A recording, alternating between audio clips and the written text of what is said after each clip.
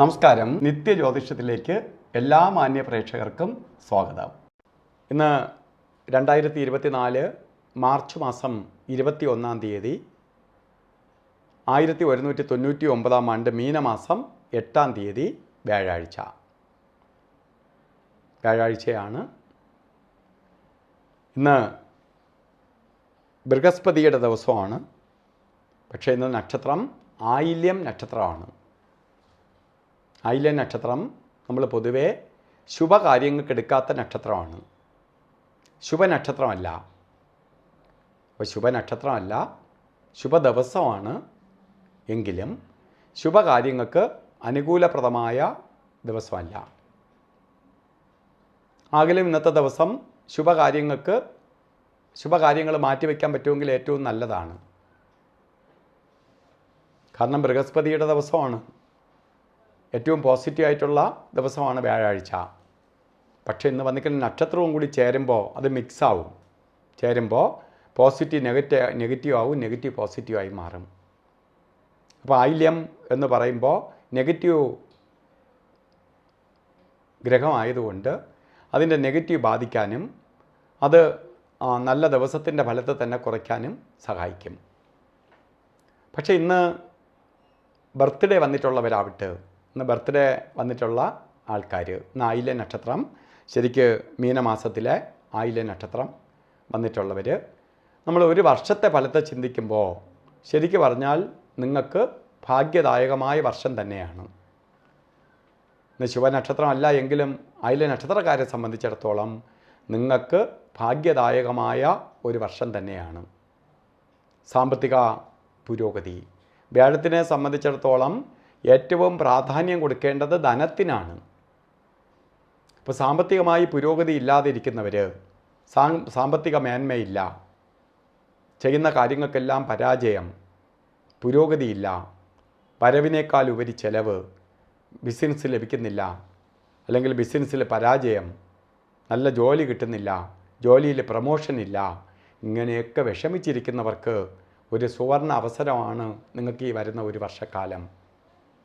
നിങ്ങൾ ഓരോ കാര്യത്തിന് ഇറങ്ങിക്കൊള്ളുക, നിങ്ങൾക്ക് വിജയസാധ്യത ഉണ്ടാവും എന്ന് മുന്നറിയിപ്പ് തന്നിരിക്കുകയാണ് വ്യാഴാഴ്ച ബർത്ത്ഡേ വന്നതോടുകൂടി. അതുകൊണ്ട് നമ്മൾ യഥേഷ്ടം ഓരോ കാര്യങ്ങൾക്ക് ഇറങ്ങണം. ഇനി മടിച്ച് നിൽക്കരുത്. സമയം മോശമാണെങ്കിൽ നമ്മൾ ആ സമയത്തെ മാനിച്ചുകൊണ്ട് മുന്നോട്ട് പോകണം. നല്ല സമയമായതുകൊണ്ട് പിന്നെ നമുക്ക് ഒരു സമയം പോലും നമുക്ക് കളയാനില്ല. സാമ്പത്തിക പുരോഗതി ഉണ്ടാവും, ജോലിയിൽ ഉയർച്ച ഉണ്ടാവും. അതേപോലെ ഇന്ന് ബർത്ത്ഡേ വന്നിട്ടുള്ളവർ ശരിക്ക് വിഷ്ണു ക്ഷേത്ര ദർശനം ചെയ്യണം. പ്രധാനമായിട്ട് നമുക്കൊരു വർഷത്തെ ഫലത്തെ, വാർഷിക ഫലത്തെ ചിന്തിക്കുമ്പോൾ നമുക്കെല്ലാം തരേണ്ടത് ഭഗവാന്റെ പ്രീതിയാണ്. അതുകൊണ്ട് ഭഗവാന്റെ പ്രീതി വർദ്ധിപ്പിച്ചെടുക്കണം. വിഷ്ണു ക്ഷേത്രത്തിൽ വ്യാഴാഴ്ച ഇന്ന് പാൽപ്പായസം, തുളസിമാല, അർച്ചനയൊക്കെ നടത്തണം. മറ്റ് വ്യാഴാഴ്ച ദിവസങ്ങളിലും ക്ഷേത്ര ദർശനം ചെയ്യുന്നത് നന്നായിരിക്കും. അതുപോലെ ഇന്ന് വസ്ത്രം ധരിച്ചുകൊണ്ട് നമ്മളിന്ന് ഇട്ടുകൊണ്ടിരിക്കുന്ന ഡ്രസ്സിൽ ചില മാറ്റം വരുത്തി ഇട്ടുകൊള്ളണം. മഞ്ഞ കലർന്ന കളറിലുള്ള വസ്ത്രധാരണം ചെയ്യുന്നത് നന്നായിരിക്കും. മഞ്ഞ കളറിലുള്ള വസ്ത്രം, അത് കടുമഞ്ഞ ഇട്ടുകൊണ്ട് പോകണമെന്നല്ല, മഞ്ഞ കളറ് മിക്സായിട്ടുള്ള വസ്ത്രധാരണം ചെയ്യുന്നത് ഐശ്വര്യദായകമായ അവസ്ഥയ്ക്കിടവരും.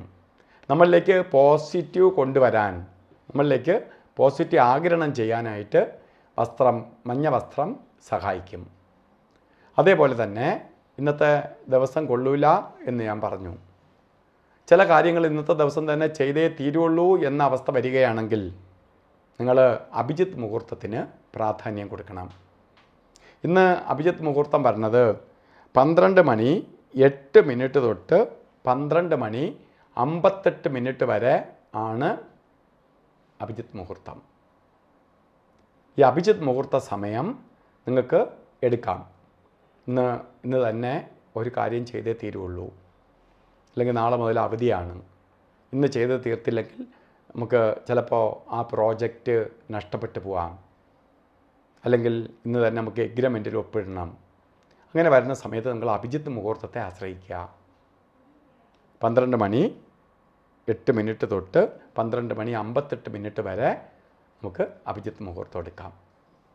മറ്റ് 3 കാര്യങ്ങൾ ഈ പ്രകൃതി തന്നെ അന്നത്തെ ദിവസം നെഗറ്റീവായി നിൽക്കുന്ന 3 സമയങ്ങളാണ്. ഒന്ന്, യാത്രാദി കാര്യങ്ങളിൽ പോകുമ്പോൾ രാവുകാലത്തിന് പ്രാധാന്യം കൊടുക്കണം. രാവുകാലം സാധാരണയായിട്ട് രാവുകാലം നമ്മൾ എടുക്കുന്നത് രാഹു യാത്രയ്ക്ക് മാത്രമേ പ്രാധാന്യം. രാഹു എന്ന് പറയുമ്പോൾ ചുറ്റിക്കും, പാമ്പാണ്. അത് ചുറ്റിക്കാനിടയുള്ളത് കൊണ്ട് യാത്രയ്ക്ക് ഒഴിവാക്കും. സാധാരണയായിട്ട് 1:30 മണി മുതൽ 3 മണി വരെയാണ് രാവുകാലം എന്ന് കലണ്ടറിൽ ഇട്ടിട്ടുണ്ട്. 1:30 മണി തൊട്ടല്ല. നമുക്ക് രാവുകാല സമയം എന്ന് പറഞ്ഞത് 2 മണി 2 മിനിറ്റ് തൊട്ട് 3 മണി 32 മിനിറ്റ് വരെ രാവുകാല സമയമുണ്ട്.